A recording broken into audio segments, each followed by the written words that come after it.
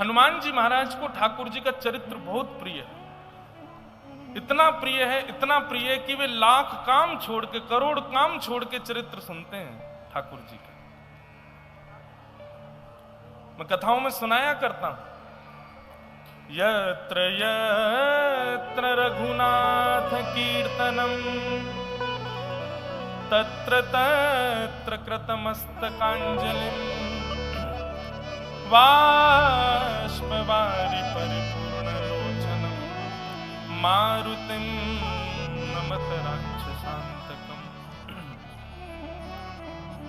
हनुमान जी महाराज वरदान मांगते हैं राम जी से।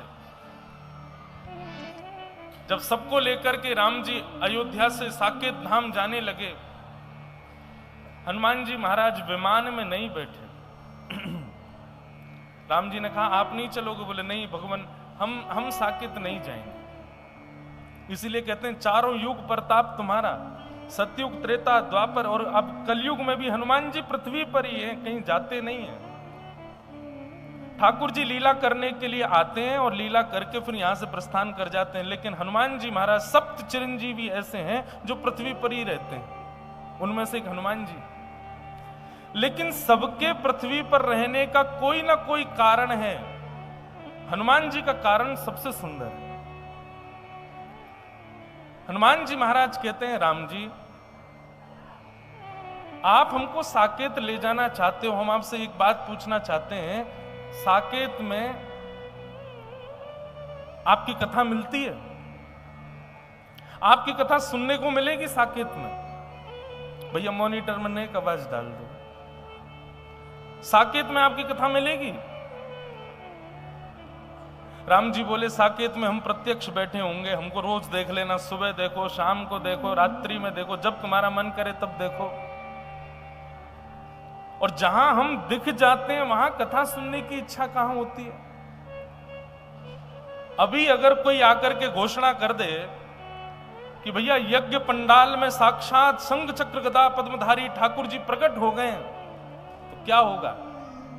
सब यहां से भाग जाओगे। यज्ञ पंडाल में हम यहां व्यासपीठ पे अकेले रह जाएंगे कथा सुनाते हुए।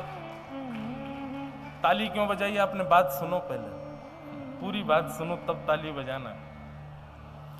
अगर अभी कोई घोषणा हो जाए कि यज्ञ पंडाल में ठाकुर जी प्रकट हो गए तो आप तुरंत भागोगे। और यहां तो बागेश्वर धाम में तो ठाकुर जी की क्या चले, हमारे धीरेन्द्र कृष्ण महाराज जी, बागेश्वर धाम वाले महाराज जी अगर पंडाल के उस तरफ खड़े हो जाएं तो भाग जाओगे आप। कहने का अभिप्राय क्या है? जहां ठाकुर जी प्रकट हो जाते हैं फिर वहां लोग कथा नहीं सुनते। जहां ठाकुर जी के समान गुण वाले वैष्णव संत जन आ जाते हैं फिर कथा कोई नहीं सुनता, सब वहीं जाते हैं। ये कथा तो इसीलिए सुनी जाती है क्योंकि ठाकुर जी प्रकट नहीं है। कथा सुनकर के हमारे चित्त में, हमारे मन में, हमारे मस्तिष्क में ठाकुर जी प्रकट हों, इसलिए कथा सुनी जाती है। राम जी बोले भैया साकेत में तो हम प्रत्यक्ष बैठे हैं, वहां कथा की क्या आवश्यकता है? तो राम जी के चरणों में हनुमान जी महाराज प्रणाम करके कहते हैं आप मुझे प्राणन से भी प्यारे हो, आप जाओ साकेत, लेकिन आप प्राणों से प्यारे और प्राणों से प्यारे से भी प्यारी आपकी कथा है, उसको नहीं छोड़ सकता।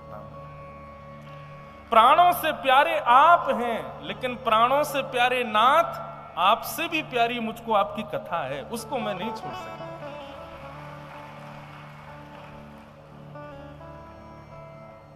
इतना प्रेम है हनुमान जी को। बोले इसी के लिए मैं कलयुग में पृथ्वी पर रहूंगा, मैं साकेत नहीं जाऊंगा। राम जी बोले पृथ्वी पर एक करोगे क्या?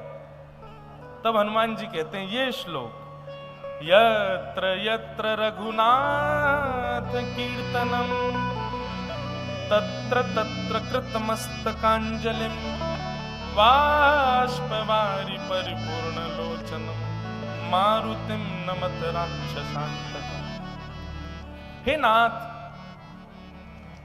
मेरे पास 8 सिद्धियां हैं, अष्ट सिद्ध नवनिधि के, जोर से बोलो, अष्ट सिद्ध नवनिधि के हाँ, ऐसे बीच बीच में आप बोलते रहेंगे ना तो अगल बगल वाले भी ध्यान से सुनेंगे फिर, और सबका मन लगा रहेगा कथा में, हमारा भी लगा रहेगा।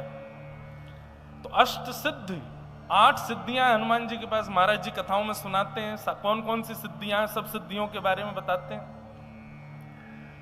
लेकिन इस कलिकाल में हनुमान जी महाराज 8 सिद्धि नवनिधि सबका प्रयोग केवल एक चीज में करते हैं। क्या बोले? जहां कहीं भी भारत में भागवत की कथा होती है, राम कथा होती है, ये बात हम व्यासपीठ से बैठ करके बोल रहे हैं, असत्य नहीं होगी, बिल्कुल असत्य नहीं होगी। जहां कहीं भी कथा होती है, चाहे छोटे रूप में हो, बड़े रूप में हो, विशाल रूप में हो, विहंगम रूप में हो, हनुमान जी महाराज एक क्षण के लिए ही सही जाते जरूर हैं, हर कथा में जाते हैं। और सुनिए सुनिए, हनुमान जी कथा में आए हैं, हमको कैसे पता चले? हनुमान जी का कथा में आगमन हो गया है, कैसे पता चले? इतने हजारों लाखों श्रोताओं को कथा सुनते सुनते यदि नेत्रों में आंसू आ जाएं तो समझ जाना हनुमान जी छू के गए हैं अभी अभी। वाष्पवारी परिपूर्ण लोचनम, हनुमान जी कथा में आते हैं, उसका प्रमाण है कि श्रोताओं के नेत्रों में आंसू आ जाएंगे। राम जी पहले से ज्यादा प्रिय लगने लग जाएंगे यदि हनुमान जी कथा में आ जाएंगे तो। हनुमान जी कथा में आ जाएंगे तो आपका मन भटकेगा नहीं, तुरंत कथा में लग जाएगा। व्यास जी जो कहेंगे वो सब स्पष्ट लगने लग जाएगा। ये हनुमान जी के आने का सब प्रभाव है। कथा में मन लग रहा है, कथा में भाव जग रहा है, कथा में रुचि आ रही है। महाराज 6:30 बजते ही लगने लग जाए, अरे हो गए 3 घंटे, हो गई कथा विश्राम, ऐसी भावना आने लग जाए। और सबसे बड़ी बात, कथा सुनते सुनते राम जी से, हमारे वृंदावन चंद ठाकुर जी से और ज्यादा प्रेम होने लग जाए तो समझ जाना कि हनुमान जी कथा में आए थे। ये हनुमान जी का प्रतीक है। प्रसंग सुनाए, हनुमान जी लंका गए और लंका में जब भ्रमण कर रहे थे हनुमान जी तो एक जगह राम नाम अंकित देखा। किसका भवन था? विभीषण। और विभीषण जी का घर देखते ही हनुमान जी महाराज बोले, भैया ये परदेश में हमारा मित्र कहां से आ गया? हमारे ठाकुर जी का प्रेमी हमारा मित्र। एकदम हनुमान जी का स्वभाव कितना बढ़िया, सीखिए इससे। हम लोग किसको मित्र बनाते हैं? जो धनवान हो उसको मित्र बनाएंगे, यशवान हो उसको मित्र बनाएंगे, कीर्तिमान हो उसको मित्र बनाएंगे। लेकिन हनुमान जी उसको मित्र बनाते हैं जो राम जी का, जो राम जी से प्रेम करे। हनुमान जी कहे ये हमारा मित्र है, हमारे सखा। हनुमान जी बोले, भैया ये हमारा मित्र लंका में कहां से आ गया? द्वार के बाहर लिखा है राम।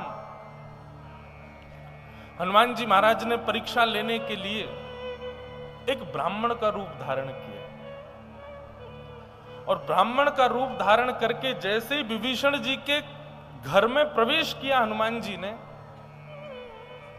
हनुमान जी को आते देख ब्राह्मण रूप में विभीषण जी खड़े हो गए। खड़े होकर के दंडवत प्रणाम करने लगे। एक बार दंडवत प्रणाम की, फिर हनुमान जी को देखा, फिर दोबारा दंडवत प्रणाम की, फिर हनुमान जी को देखा, फिर तीसरी बार दंडवत प्रणाम की, फिर देखें, फिर बार बार प्रणाम करें, फिर बैठ जाएं, फिर प्रणाम करें, फिर बैठ जाएं। हनुमान जी महाराज बोले, भैया इतनी दंडवत कर रहे हो, तुम हमको जानते हो? हनुमान जी बोले, कहीं इसको पता नहीं चल गई हो कि मैं हनुमान जी हूं। हनुमान जी बोले, विभीषण जी आप हमको इतना प्रणाम कर रहे हो, क्या आपका हमारा कोई पूर्व का संबंध है? आप हमको जानते हो?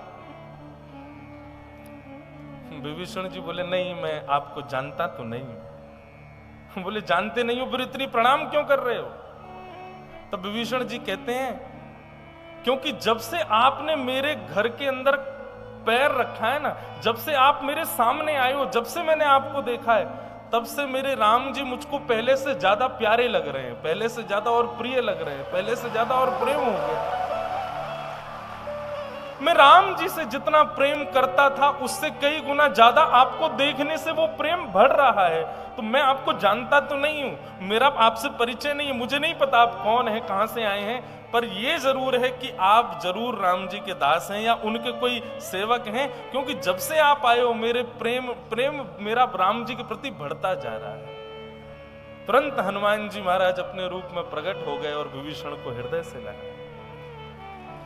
तो हनुमान जी यदि कथा में आएंगे तो निश्चित है कि राम जी पहले जितने प्यारे लगते थे उससे कई गुना ज्यादा प्यारे लगने लग जाएंगे। तो समझ जाना कि हाँ, हनुमान जी कथा में आए थे।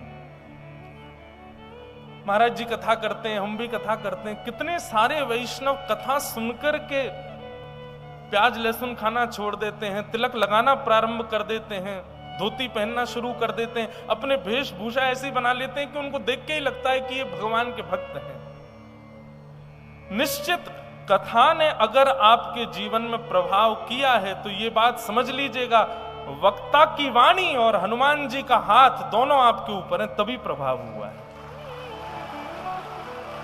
और माफ कीजिए, चाहे आप बागेश्वर धाम सरकार की कथा सुनिए, चाहे आप किसी अन्य विशिष्ट वक्ता की कथा सुनो, हमारी कथा सुनो, और कथा सुनने के बाद भी वैसे ही रहे जैसे थे, तो समझा ना, हम हनुमान जी तुमसे कम से कम नहीं तो 200-300 मीटर दूर ही बैठे थे, वो पास भी नहीं आए, तभी तुम पर अनुग्रह कृपा हुई नहीं है। लेकिन धन्य है हमारे बागेश्वर धाम के सब वैष्णव जन। आप सबके मुख को देख करके, जैसे हनुमान जी को देख के राम जी प्यारे लगते हैं, ऐसे आप सबको देख करके हनुमान जी प्यारे लगते हैं, हनुमान जी प्रिय लगते हैं। अच्छा, एक बात सत्य बताओ, इसका एक प्रमाण दें। हमारे बागेश्वर वाले महाराज जी, चमत्कार एक तरफ रख दो, जो महाराज जी पर कृपा है वो पर्चा बनाते हैं, उसको एक तरफ रख दो, कथा एक तरफ रख दो, और भी जो गुण हैं महाराज जी के सब एक तरफ रख दो, केवल और केवल महाराज जी को खड़ा कर दो। उनको देखने मात्र से ही राम जी प्रिय लगते हैं, हनुमान जी प्रिय लगते हैं, राम सनातन प्रिय लगता है, हिंदू राष्ट्र प्रिय लगता है। तो पूज्य पिताजी महाराज जो बात कह के गए उसमें कोई दोष नहीं है कि ये हनुमान जी के अवतार ही हैं, तभी राम जी प्रिय लग रहे हैं।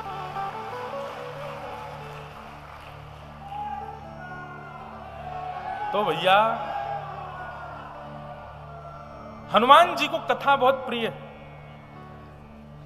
यहां पर महाशिवरात्रि तक कितने लोग रुकने वाले हैं? हाथ ऊपर करो, सभी रुकने वाले हैं। तो व्यास जी को दक्षिणा दे के जाना, ठीक है? और सुनो सुनो सुनो, ताली पहले बजा देते हो, पहले बात सुना करो। दक्षिणा क्या चाहिए हमको? कि आप लोग नित्य बालाजी का दर्शन करने जाओ, तो बालाजी को पुष्प नहीं, बालाजी को प्रसाद नहीं, बालाजी को अन्य अन्य वस्तु नहीं, बालाजी को कोई सुंदर सा कथा का प्रसंग वहां जाकर के सुना के आना बस।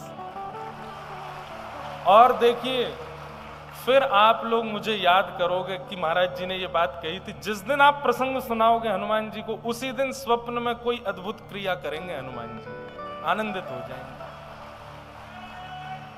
उनको कथा बहुत प्रिय है भैया, इतनी प्रिय है, इतनी प्रिय है कि बस पूछो मत। इसलिए हनुमान जी को कथा मैं जब भी आता हूं, मैं कम से कम 6-7 बार आ चुका बागेश्वर धाम पर, और ज्यादा भी आ चुका हूंगा पता नहीं।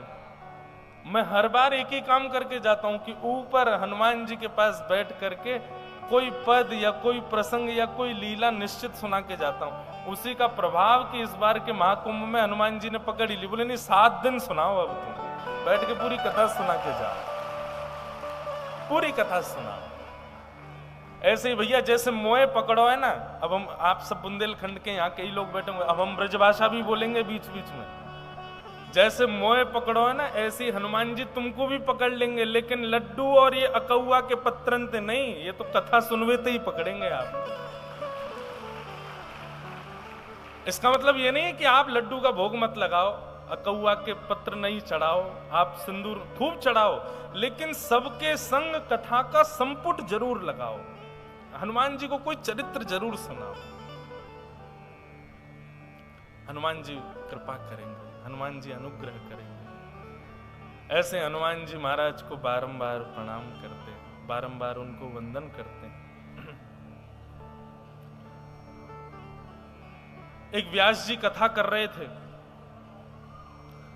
और कथा करते करते बार बार बोले कि श्री हनुमान जी महाराज जैसे ही अशोक वाटिका में गए, अशोक वाटिका के सुंदर श्वेत पुष्प देख करके हनुमान जी महाराज मचल गए। अब जैसे ही उन्होंने श्वेत पुष्प कहा, श्वेत पुष्प सुनते ही वहां पर हनुमान जी दिव्य प्रकट हो गए और प्रकट होकर के व्यास जी से बोले आप ये कथा गलत सुना रहे हो और मैं बहुत दिनों से सुन रहा हूं आपकी कथा में। आप हर बार कथा में ये कहते हो कि अशोक वाटिका के श्वेत पुष्प, वहां श्वेत पुष्प नहीं थे, वहां लाल पुष्प थे। व्यास जी महाराज तो बड़े प्रसन्न हो गए, बोले ओहो साक्षात हनुमान जी प्रकट हो गए। लेकिन व्यास जी बड़े चतुर थे, उन्होंने हनुमान जी की बात पर राजी ना करके वो अपनी बात थोपने लगे। बोले नहीं आप तो ऐसे ही बोल रहे हो, हम जो कह रहे हैं वो सत्य है, अशोक वाटिका के पुष्प श्वेत थे। हनुमान जी बोले अभी अपनी गदा का प्रहार कर देंगे। तुम गए थे कि हम गए थे? तुम तो कथा सुना रहे हो, हम तो अशोक वाटिका गए थे, वहां के पुष्प श्वेत नहीं लाल थे। व्यास जी बोले मैं व्यासपीठ पर बैठा हूं, आप गदा का प्रहार नहीं कर सकते। व्यास आय विष्णु रूपा है, व्यास विष्णु स्वरूप होता है, राम जी का रूप होता है। लेकिन हम अपनी बात पर अटल रहेंगे कि अशोक वाटिका के पुष्प श्वेत थे। हनुमान जी बोले तुम नहीं मानोगे, अरे हम प्रत्यक्ष अशोक वाटिका में थे, हमारी बात का कोई प्रमाण नहीं। व्यास जी बोले नहीं आपकी बात का कोई प्रमाण नहीं। बोले रुको मैं अभी तुमको प्रमाण देने के लिए अभी किसी को लेके आता हूं। बोले जाओ ले आओ। हनुमान जी महाराज सीधे साकेत गए। साकेत में जाकर के राघव और श्री जानकी जी बैठी थी, चरणों में प्रणाम किया। बोले एक व्यास जी गलत कथा सुना रहे हैं। बोले क्या सुना रहे हैं? बोले वो कह रहे हैं कि अशोक वाटिका के पुष्प श्वेत थे। मैं तो मां वहां आपके पास आया था, मुझे पता है कि पुष्प लाल रंग के थे, लेकिन वो व्यास जी मान ही नहीं रहे हैं, वो कह रहे हैं कि श्वेत पुष्प है। आप चल करके गवाही दे दो और उनसे जाके कह दो कि पुष्प लाल थे, आपने तो देखे, आप तो अशोक वाटिका में थे। जानकी जी बोली ठीक है हम आते हैं, चलो। अब तो महाराज व्यास जी की कथा में हनुमान जी प्रकट हो गए, हनुमान जी के साथ साथ जानकी जी प्रकट हो गई, जानकी जी के साथ राम जी भी प्रकट हो गए, सब प्रकट हो गए। हनुमान जी सबको ले आए और हनुमान जी बोले फैसला कीजिए, ये व्यास जी मंच पर बैठे बैठे गलत बात कह रहे हैं, ये कह रहे हैं अशोक वाटिका के पुष्प श्वेत थे। मां आप बता दीजिए, अशोक वाटिका के पुष्प लाल थे। जानकी जी मंच पर आई, व्यास जी को प्रणाम किया, भागवत जी को वंदन किया। बोले नहीं व्यास जी जो कह रहे हैं वो बिल्कुल सत्य है, अशोक वाटिका के पुष्प श्वेत ही थे। हनुमान जी महाराज उदास होकर के बैठ गए। बोले ये क्या बात हुई, मतलब व्यास जी मंच पर बैठे तो सब उनके पक्ष में चले गए? मुझे मेरे नेत्रों पर भरोसा है मां, आप ऐसे कैसे कह सकते हो? मुझे पता है वहां के पुष्प लाल थे। जानकी जी ने जाकर के हनुमान जी के सिर पर वरद हस्त फेरते हुए कहा, हनुमान जी पुष्प तो श्वेत ही थे, लेकिन रावण के पुष्प वाटिका में हमको बंधी देख तुमको इतना क्रोध आ रहा था कि तुम्हारे नेत्रों में लालिमा आ गई थी, जिसके कारण श्वेत भी तुमको लाल ही दिख रहे थे। पर वास्तविकता तो हनुमान जी यही है कि पुष्प वहां के श्वेत थे। जब जानकी जी की बात ने मोहर लगा दी तो हनुमान जी महाराज व्यास जी से जाकर के बोले क्षमा कर दीजिए, अब तो मां भी कह रही हैं तो वहां के पुष्प श्वेत ही रहे होंगे। तब व्यास जी ने चरण में प्रणाम किया। बोले आज हनुमान जी से न संवाद करने में, हनुमान जी की बात रोकने में, हनुमान जी की बात को नीचे करने में एक प्रभाव तो हुआ कि हमारी कथा में पूरा राम दरबार प्रकट हो गया, और ये सब हनुमान जी की कृपा। भैया हनुमान जी आपके रोग निवृत्त कर देंगे, आप कुछ और क्रिया करोगे तो। हनुमान जी आपके बिगड़े काम बना देंगे यदि कुछ और क्रिया करोगे तो। लेकिन हनुमान जी आपके हो जाएंगे यदि हनुमान जी को कथा सुनाओगे तो। हनुमान जी आपके हो जाएंगे। यहां पर इतने रोगी आते हैं, इतने कष्ट निवारण के लिए लोग आते हैं, सब लोग हनुमान जी से कृपा मांगते हैं, हनुमान जी को कोई नहीं मांगता। लेकिन भैया जो कथा सुनाते हैं ना, हनुमान जी स्वयं खुद को दे देते हैं उनको, हनुमान जी उन्हीं के हो जाते हैं। इसलिए भैया हमारी तो यही प्रार्थना है, हम अकेले वक्ता नहीं, आप सब भी वक्ता बन जाओ और हनुमान जी को एक कोने में बैठ करके कोई भी मंगल चरित्र जरूर सुनाया करो, हनुमान जी को बड़ा प्रिय है। बोलो अनंत बलवंत श्री हनुमान जी महाराज की जय।